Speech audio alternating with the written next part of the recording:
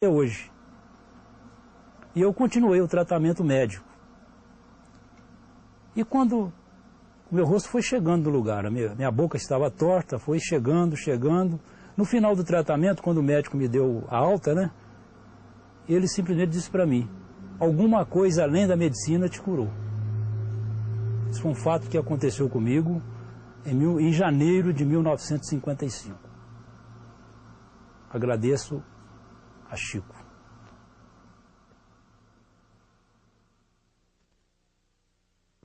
Agora, tem um fato de Chico, que Chico nos falou, muito importante. Eu não era casada. A minha cunhada tirou um seio aqui em Pedro Leopoldo. Aí ele chegou perto de Chico e falou: Chico, o médico quer tirar o outro.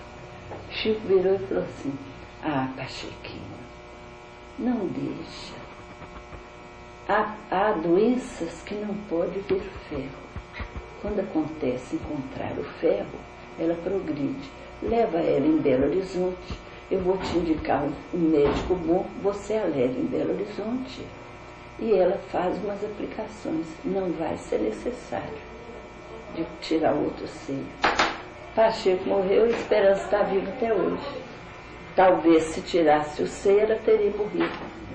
Ele não deixou tirar. Tem pequenas coisas que a gente guarda, né? A gente guarda uma lembrança.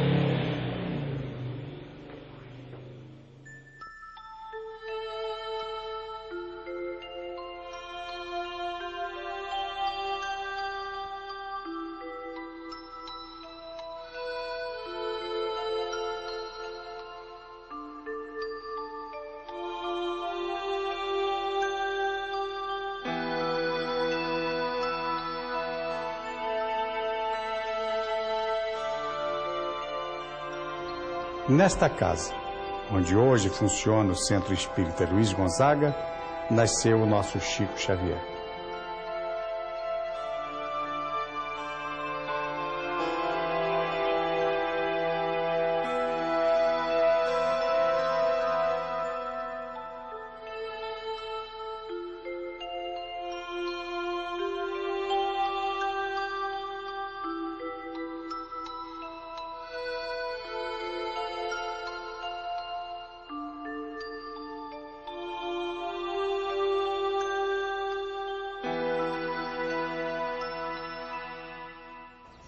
O centro dele era na rua São Sebastião, ele trabalhava lá.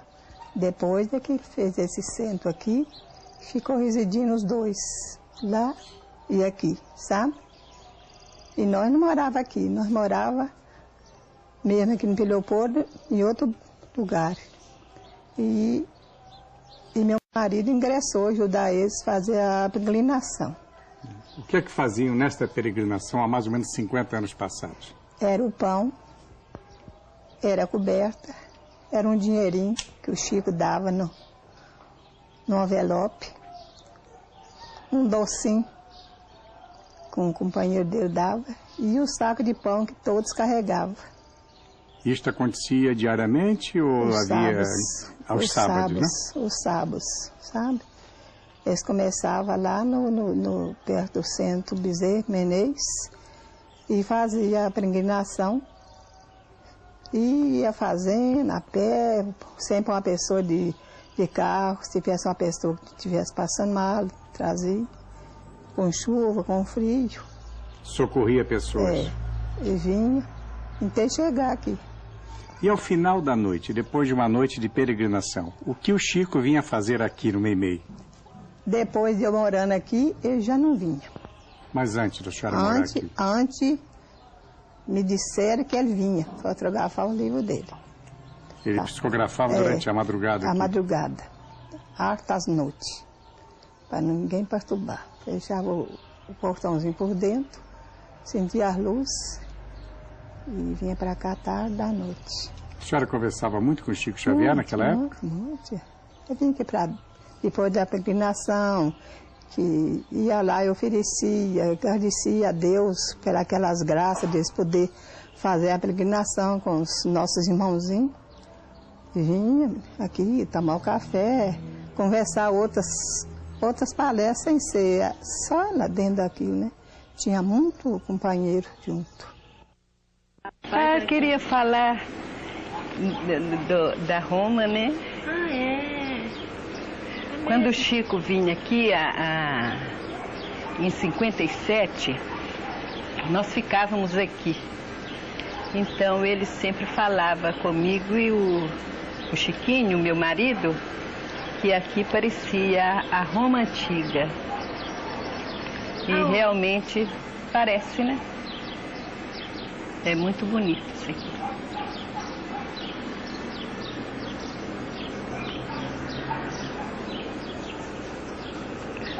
Quando o nosso amigo espiritual Emmanuel começou a escrever o livro há 2000 anos, em 1938, eu comecei a ver uma cidade que depois vinha saber que era Roma. A ver jardins, a cidade, aquilo me conturbou um pouco, me causou um certo assombro. Tendo perguntado a ele, ele então me disse que eu estava escrevendo com ele como alguém debaixo de uma hipnose branda. Eu estava no pensamento dele, conquanto eu não soubesse as palavras que ele escrevia. E assim tem sido até hoje.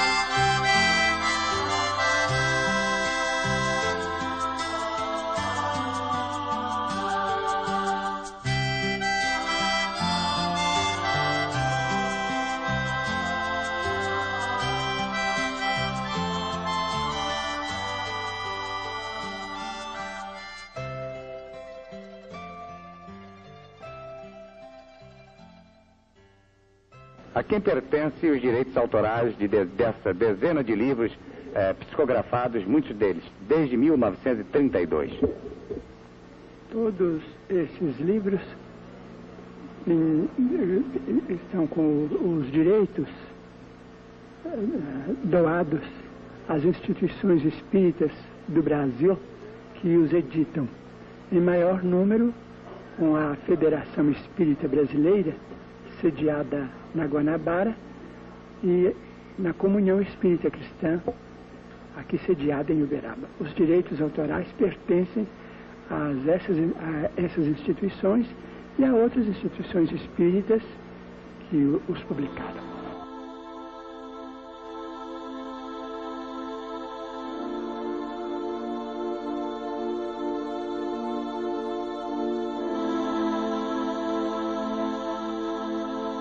Em Uberaba, a partir de 1959, Chico passa a psicografar com a maior frequência. Aumenta o número de entidades espirituais que se valem de sua excepcional mediunidade. São mais de 350 livros psicografados, publicados em diversos idiomas. As tiragens somadas ultrapassam 35 milhões de exemplares. Graças a Deus, nunca entrou em nossas cogitações receber qualquer remuneração pelos livros psicografados que os nossos amigos espirituais consideram como sendo um depósito sagrado. Mas é preciso que eu explique que eu tenho tido uma compensação muito maior do que aquela que pudesse vir ao meu encontro através do dinheiro. É a compensação da amizade. O Espiritismo e a mediunidade me trouxeram amigos tão queridos e que me dispensam tanto carinho que eu me considero muito mais feliz com esses tesouros do coração, como se eu tivesse milhões à minha disposição. A gente sabe que o Chico trabalhou no Ministério da Agricultura durante mais de 30 anos e o trabalho espiritual nunca interferiu no seu trabalho material, dando para nós mais uma lição de responsabilidade, porque ele trabalhou nos dois campos, com tantos livros publicados, portanto a gente observa que o tempo de sono dele tem que ter sido muito curto para que ele tivesse tempo para estudo. Mas o que é mais importante, esses livros estão inicialmente no estado de São Paulo, eles já estão começando a estudar dos livros do Chico, especialmente André Luiz, nas universidades, a parte científica de André Luiz. E, através desses outros livros, nós temos o Emmanuel, que nós sabemos que é o evangelizador por excelência. Se nós tivemos Paulo de Tarso na Antiguidade, levando o conhecimento cristão através de toda a Ásia, toda aquela região, em lombo de burro, canoa, a pé, para que a palavra do Cristo pudesse ser implantada e as casas de oração, as casas cristãs serem iniciadas, nós temos hoje na obra do Chico essa implantação na alma humana. Humberto de Campos, ainda em vida, declarou: não sou partidário de nenhuma seita religiosa. Deus, para mim, tem 1000 nomes e eu não sei o lugar em que ele está. Mas não admito a vida sem espiritualidade. Um fato curioso também merece registro. 2 anos antes de sua morte, o escritor, numa incrível premonição do que aconteceria com seu nome, comentou em uma de suas crônicas diárias no Diário Carioca o lançamento do livro Parnaso de Além Túmulo, psicografado por Chico Xavier. E foi então que escreveu: quero pôr de sobreaviso os poetas vivos contra os perigos que a todos nós ameaça, com a ideia que tiveram os mortos de volta a escrever neste mundo em boa hora abandonado por eles. Se eles voltam a nos fazer concorrência com seus versos perante o público e, sobretudo, perante os editores, dispensando-lhes o pagamento de direitos autorais, que destino terão os vivos que lutam hoje com tantas e tão poderosas dificuldades? E foi o que aconteceu uns 10 anos após a sua morte.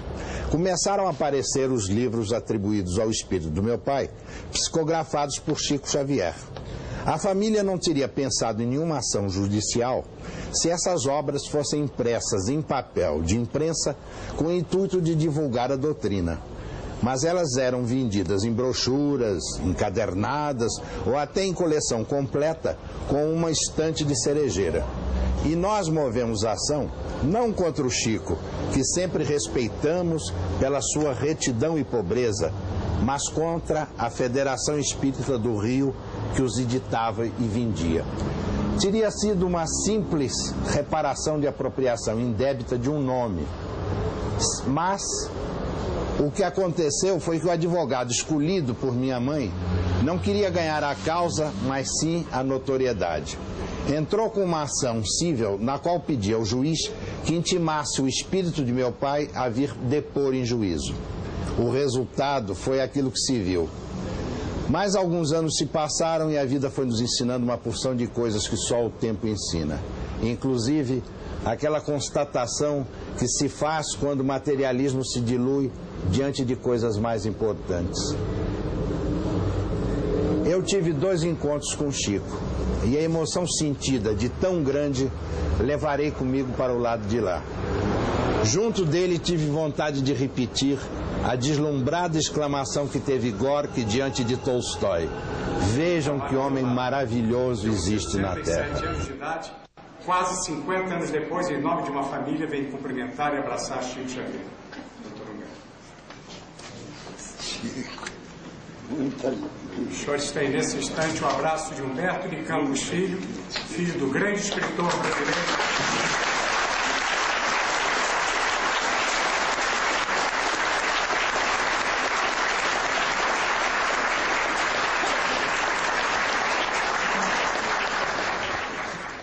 Atendendo à solicitação do nosso amigo Saulo Gomes, e na qualidade de ex-serventuário da Justiça de Goiânia e posteriormente magistrado aposentado, é com muita alegria que eu faço um relatório deste processo em que a prova exuberante